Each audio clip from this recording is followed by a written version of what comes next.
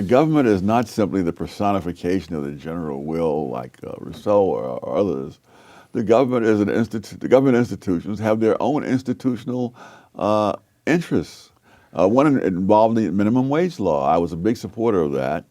But I also knew that there was an argument that minimum wage laws simply priced low-wage workers out of a job. Mm-hmm. And my first assignment dealt with minimum wages in Puerto Rico. And as I looked at the numbers, I would see as they would jack up the minimum wages, the number of jobs would go down and so forth.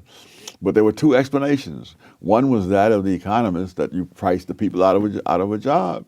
And the other was that there were hurricanes that had come to Puerto Rico, you see, during the sugar harvesting. And therefore, and I was studying the sugar industry, and therefore it destroyed a lot of the crop. Therefore, you wouldn't hire as many workers. Now in Chicago, I had been taught that if there are two different theories, there should be some empirical evidence and principle that could distinguish what would happen under one theory from what would happen under the other. Right. And so I wrestled with that for most of the summer. And one morning I came in and I said, I got it. What we need are data on the amount of sugar canes standing in the fields before the hurricane struck. And as I waited for the congratulations, I could see stricken looks around me in the room. Like, this guy has stumbled on something that will ruin us all. You know?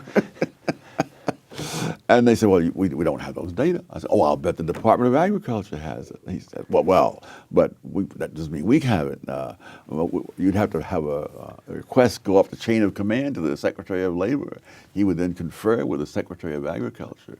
It would come down the chain of command in the Department of Agriculture to whoever has those numbers and so on. I said, good. Well, they say a journey of 1,000 miles begins with a single step.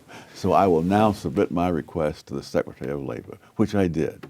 And I am still patiently awaiting this reply. And the institutional fear of the number was what? That it would...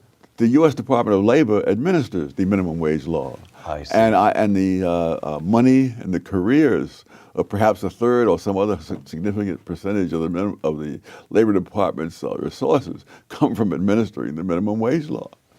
One of the real farces of all this is that the law itself, Section 4D, I still remember, requires the Labor Department to study the employment effects of minimum wages. And those studies are absolutely a farce. In fact, some years after I left, I did an article saying why those studies were a farce. And when I came back later on to the Labor Department to do some research, one of the older librarians who remembered me turned to the younger librarian and she said, this is the man who wrote that article that has everybody up in arms. So you began to be dissuaded of Marxism. And of government in general, because the government is not out there at the personification of the national interest. Right. They have their own interests, and the Labor Department was clearly an interest in keeping the minimum wage because that's their jobs and careers and power.